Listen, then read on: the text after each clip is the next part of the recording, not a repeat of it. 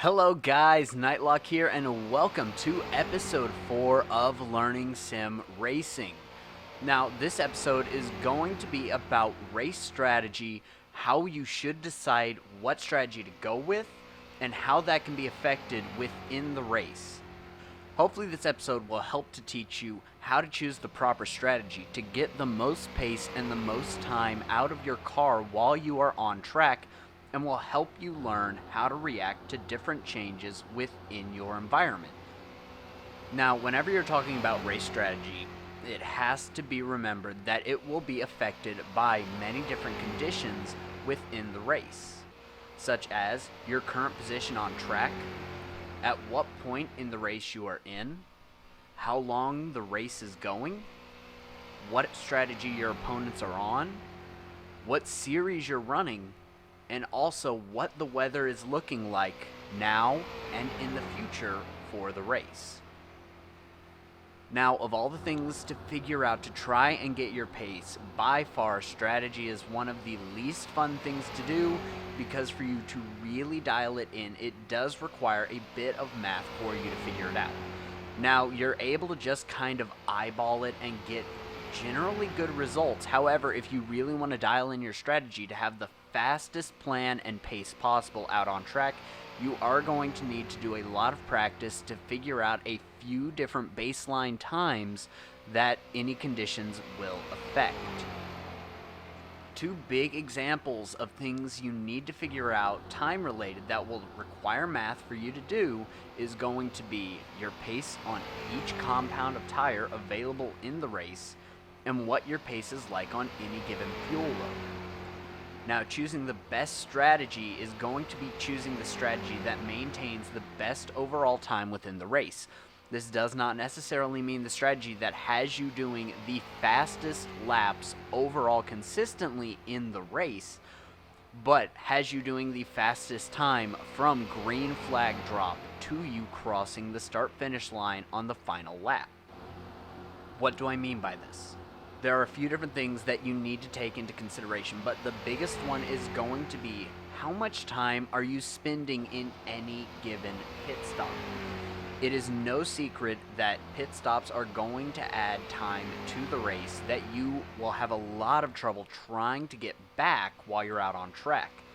Minimizing the amount of pit stops that you're making at any given race is going to bring down the time that you spend overall in that race. A good example being a softer compound of tire is going to let you go faster initially, however, it is going to wear out faster. And that faster wearing out of the tire is going to mean that you're going to need to do more pit stops if you stay on a strategy of just consistently softer tires. Another thing to remember is while a soft tire may start out faster due to that tire degradation, it is going to mean that the pace is going to drop from the tire very quickly as compared to harder compounds.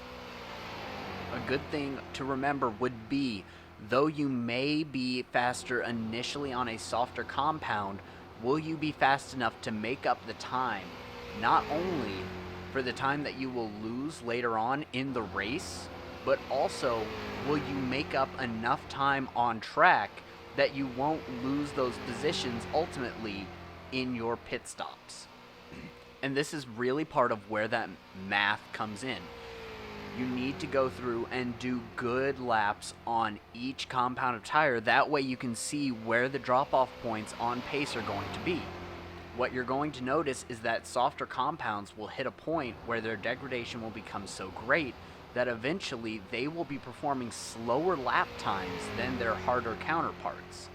The question then becomes, are you able to use a softer compound to gain enough time to get into the pits and get a new set of rubber equipped onto the car and get back out without losing that time that you gained to the opponent? You need to be able to make up enough time on track to not drop below and fall into that deficit, because once you do, you may find it very difficult to try and get that pace back on track without a drastic overhaul of your race strategy. Now, It is very possible that as you are driving in the race, you may find that you are better off making a sudden change to your strategy, whether that's going to be the amount of fuel you take, whether that's when you go on to a new set of tires, if you change to a different compound of tire than what you are planning. This will be affected by a few different things.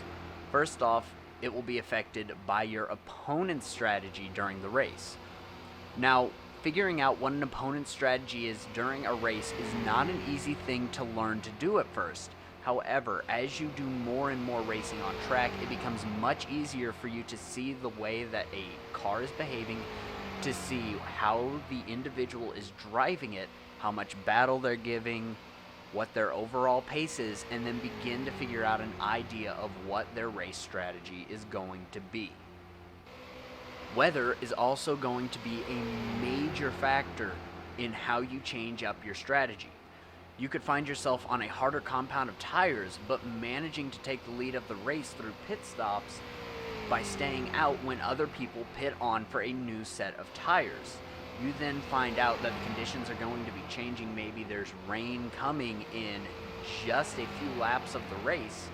And so instead of going in for your pit stop, you hold out on track to try and see when that rain is going to come, to then get out immediately on your next pit stop on a set of wet or intermediate tires, instead of trying to jump onto a different set of dry tires and then coming in yet again. You'll be able to find an advantage in that if you can look at what the weather is going to look like in the race and how that changes unexpectedly. Another big thing that will affect a race is going to be the cautions. Now, depending on the series that you're running, the sim that you're driving in, and the type of racing that you're doing, you may or may not have full course cautions. Some may have no form of caution at all, some may have virtual safety cars, some may come with full course yellows that you need to adhere to.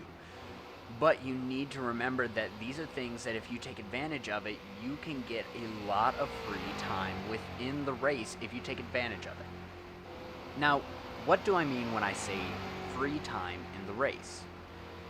You have to think about it like this. If you are on track and you go in to make your pit stop and it takes you 45 seconds in total from entering the pit lane to exiting, if the car behind you is within 45 seconds of you, they will be able to get past you on track while you are in that pit stops. Now, something such as a virtual safety car or a full course caution is going to reduce that speed that they can go at, and that will allow you to get free time within the pit stop by slowing down the rate at which they can catch you. Sometimes this means you'll be able to get in, go through a pit stop, and get out without losing any positions. Other times you will lose positions to the people behind you, but what that means is you're going to be starting up back on track a lot closer to them than you would be if you were under normal racing conditions. And this is what is known as getting a free pit stop under caution or under a virtual safety car. It is a very, very strong thing that you can take advantage of if you know how. But you need to make sure that you know your strategy well enough that you know whether or not the tires and fuel you're putting into the car will be enough to make it to the end, or at least to your next pit stop in time, without throwing the rest of your strategy in jeopardy later on in the race. Well guys, that's going to be it for this video. I know it's a lot shorter of a video. There's not too much to really go over with this kind of video when it comes to race strategy. I can lay out the points in front of you. However, that does not mean that there's a lot of in-depth things that I can go into it with it, just due to the limitations of my knowledge. Things with race strategy is something that I'm going to be looking at delving more into later on in the series. However, I would much rather leave the specifics of strategies based on series to people who know more about it than I do, and so that's something that I'm planning on tackling more in depth within later videos. Anyways, if you guys have enjoyed this video, then feel free, leave a like, subscribe. We are updating this series fairly consistently, generally 2 to 3 times a week so far. So if you want to keep up with the series as a whole, continue watching these episodes. Hopefully you're learning something from them. Hopefully you're picking up something that you can take away and is helping your racing. But with that, I will see all of you in episode 5.